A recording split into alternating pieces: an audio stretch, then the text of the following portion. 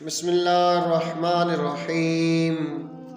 پھر جب شہنشاہ جرمنی نے صلیبیوں کی بربادی کا حال بیان کیا تو شہنشاہ فرانس کی آنکھوں سے بھی آنسو روا ہو گئے۔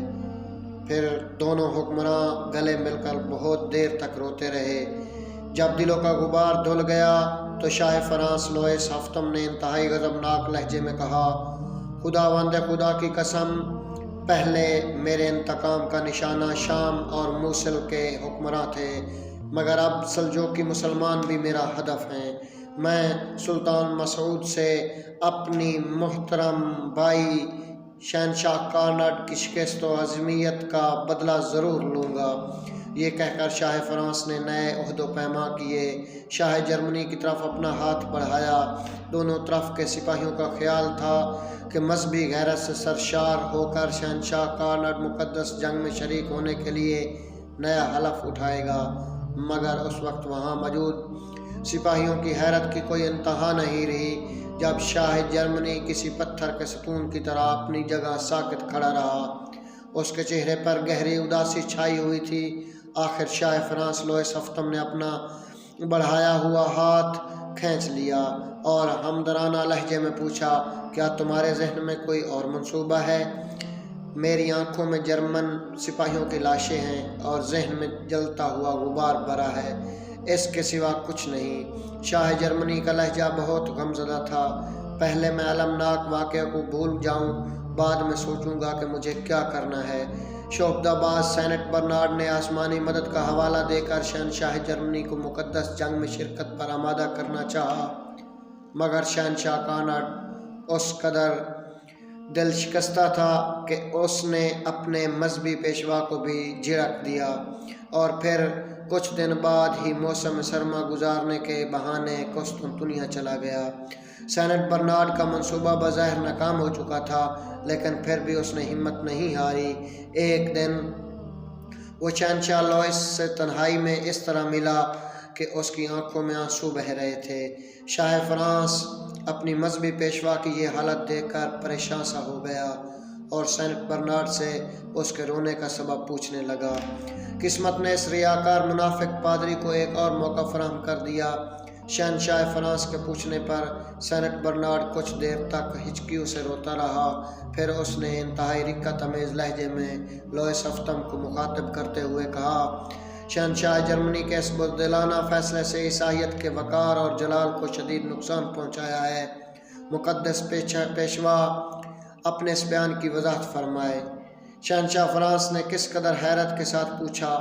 ابھی سینٹ برنارڈ جواب دینے ہی والا تھا کہ لوئس ہفتم کی بیوی ملکہ ایلیز کمرے میں داخل ہوئی۔ اس کی نیلگوں آنکھوں میں ہلکی ہلکی سرخی جھلک رہی تھی اور یہ شراب کا اثر تھا جو ملکہ ایلیز بہت دیر سے پی رہی تھی۔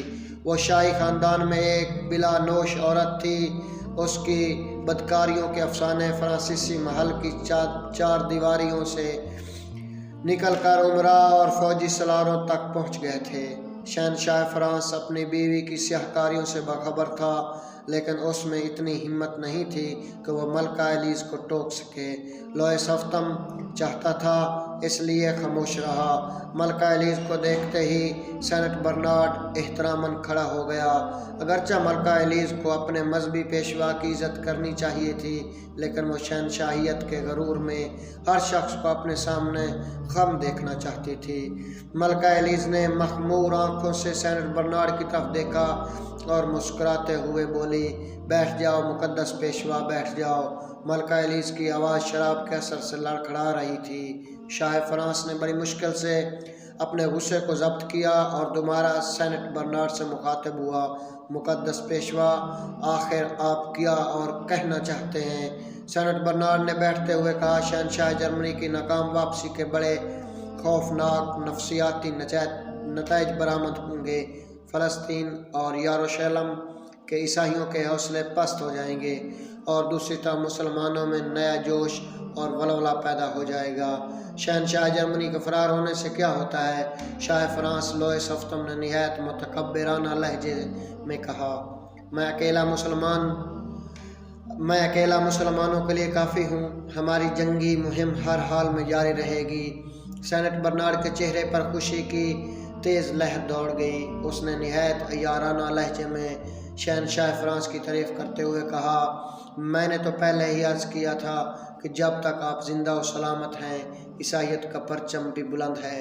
شہنشاہ جرمنی جیسے ہزار حکمراں پیٹ موڑ لیں، مگر جب تک آپ میدان جنگ میں موجود ہیں صلیبی سپاہیوں کا خون کبھی سرد نہیں ہوگا۔ سینٹ برنارڈ کے منہ سے اپنی بے پناہ تعریف سن کر شہنشاہ الوئس نے مقدس پیشوا کے ہاتھ کو بوسہ دیا۔ سینٹ برنارڈ کی چال ایک بار پھر کامیاب ہو گئی۔ وہ فوراً ہی اٹھ کھڑا ہو گیا ہوا اور شہنشاہ فرانس کو درازی عمر اور بلند اقبالی کی دعائیں دیتا ہوا چلا گیا۔ سینٹ برنارڈ کے جاتے ہی ملکہ ایلیز نے مسکراتے ہوئے کہا، شہنشاہ آپ بھی کس کی باتوں میں آ گئے ہیں؟ شراب کے اثر سے ملکہ کی آواز لڑکھڑا رہی تھی۔ اپنی سلطنت اور عیش و آرام چھوڑ کر دوسروں کے علاقے میں خانہ بدوشوں کی طرح پڑے ہوئے ہیں۔ ان پادریوں کا کیا ہے؟ مفت کی روٹیاں کھاتے ہیں اور صرف تقریریں کر کے لوگوں کے جذبات بھڑکاتے ہیں۔ سینٹ برنارڈ ایسا نہیں ہے، شہنشاہ فرانس نے اس شوخدہ باز کا دفاع کرتے ہوئے کہا، تم دیکھ نہیں رہی ہو کہ وہ بھی اپنی جان کو خطرات میں ڈال کر ہمارے ساتھ در بدر مارا پھر رہا ہے۔ ملکہ ایلیز کچھ اور کہنا چاہتی تھی، مگر شراب کا اثر بڑھتے بڑھتے اس کے ذہن کو گرفت میں لے چکا تھا۔ پھر وہ کمرے کے فرش پر لیٹ گئی اور اپنے گرد و پیش سے بے خبر ہو گئی۔ شہنشاہ لوئس نے نفرت آمیز نظروں سے ملکہ ایلیز کی طرف دیکھا اور اٹھ کر چلا گیا۔ پھر کچھ دن بعد یہ خبر اڑتے اڑتے شام بھی پہنچ گئی کہ عیسائیوں کا 9 لاکھ سپاہیوں پر مشتمل لشکر ایشیائے کوچک پر قبضہ کرنے کے لیے سلجوقیوں کے علاقے سے گزرا تھا، مگر سلطان مسعود کی جنگی حکمت عملی نے صلیبیوں کو ناکام و نامراد لوٹنے پر مجبور کر دیا۔ یہ خبر سنتے ہی سلطان نور الدین محمود زنگی نے فوری طور پر والی کونیا ترکی کے نام ایک خط تحریر کیا۔ میرے محترم بھائی، تمہیں یہ عظیم الشان فتح مبارک ہو۔ مجھے خوشی ہے کہ تم نے یروشلم اور اڈیسیا میں بے گناہ مسلمانوں کے قتل عام کا بدلہ لے لیا۔ میرا مشاہدہ ہے کہ اس قوم میں گاڈفرے، بیلڈون اور جولسن ثانی جیسے وحشی خونخوار لوگ ہمیشہ پیدا ہوتے رہیں گے۔ اس لیے پوری ملت اسلامیہ کو متحد ہو کر جنونی صلیبیوں کا مقابلہ کرنا چاہیے۔ میرے اور تمہارے درمیان طویل جغرافیائی فاصلے حائل ہیں، لیکن میری دعائیں ہمہ وقت تمہارے ساتھ ہیں۔ حق تعالیٰ تمہیں ایک محافظ اسلام کی حیثیت سے تا دیر سلامت رکھے۔ تمہارا دینی بھائی سلطان نور الدین زنگی۔ سلطان مسعود اول کے نام مبارکباد کا خط ارسال کر کے سلطان نور الدین زنگی نے اپنی فوجی سرداروں اور سیاسی مشیروں کو ایک خفیہ اجلاس طلب کیا اور فرانس جرمنی کی شکست کا حال بیان کرتے ہوئے حاضرین مجلس سے پوچھا، آپ کے خیال میں شہنشاہ لوئس اور شہنشاہ کارنٹ کے سیاسی عزائم کیا ہیں؟ صلاح الدین ایوبی کا حقیقی چچا اسد الدین شیرکوہ اپنی نشست پر کھڑا ہوا۔ اس وقت اسد الدین شیرکوہ کی سیاسی حیثیت یہ تھی کہ وہ دربار سلطانی میں سب سے زیادہ بااثر سردار تھا۔ سلطان نور الدین محمود زنگی اسد الدین شیرکوہ کو اپنا معتمد خاص سمجھتے تھے۔ سلطان عادل فرانس اور جرمنی کے شہنشاہ توسیع سلطنت کی خواہش میں یورپ کی حدود سے نکل کر کچھ ایشیائی علاقوں پر قابض ہونا چاہتے ہیں۔ اس کے سوا بظاہر ان کے کوئی اور عزائم نظر نہیں آتے۔ پھر اسد الدین شیرکوہ کے بھائی نجم الدین ایوب اور دوسرے سرداروں نے بھی کم و بیش اسی قسم کے خیالات کا اظہار کیا۔ سب سے آخر نوعمر صلاح الدین ایوبی اپنی جگہ کھڑا ہوا اور والی شام کو مخاطب کر کے کہنے لگا، سلطان ذیشان، میں شہنشاہ جرمنی اور شہنشاہ فرانس کی لشکر کشی کو محض ہوس ملک گیری نہیں سمجھتا، در پردہ ان کے مذہبی عزائم بھی ہیں۔ درباری عمرہ نے بڑی حیرت سے اس نوجوان کو دیکھا جو عمر رسیدہ اور جہاں دیدہ سرداروں کی رائے سے اختلاف کر رہا تھا۔ خود سلطان نور الدین محمود زنگی بھی صلاح الدین ایوبی کے خیالات پر متعجب تھا۔ صلاح الدین ایوبی، تم اپنی بات کو ثابت کرنے کے لیے کوئی مضبوط دلیل بھی رکھتے ہو؟ نہیں سلطان عادل، میں کوئی دلیل نہیں رکھتا۔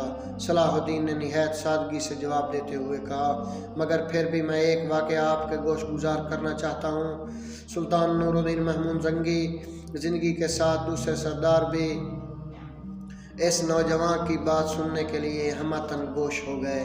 میں کچھ دن پہلے اپنی استاد محترم قاضی ابن ارسون کی خدمت میں حاضر تھا۔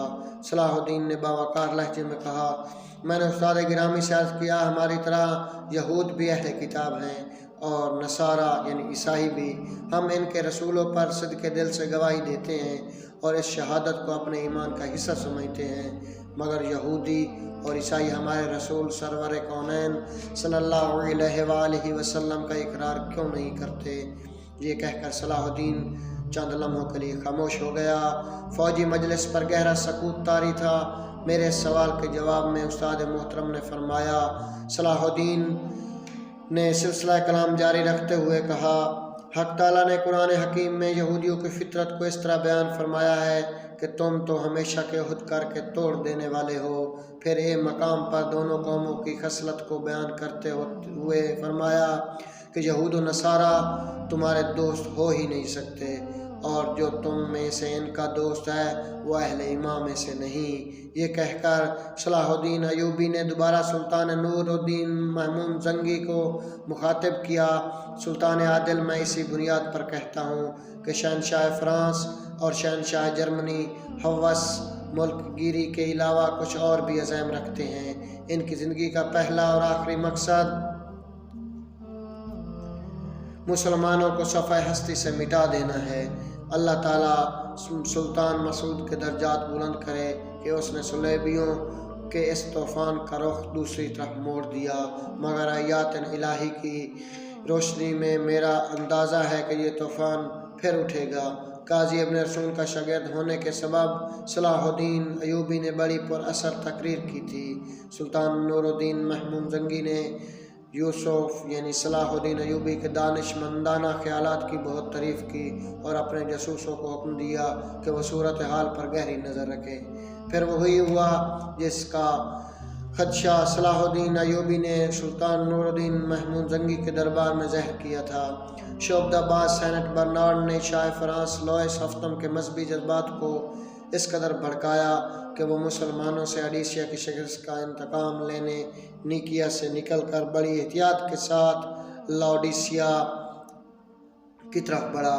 اب کی بار شہنشاہ لوئے ہفتم نے نئی جنگی حکمت عملی اختیار کی تھی۔ اس نے اپنے 1,00,000 فوج کو 2 حصوں میں تقسیم کر دیا۔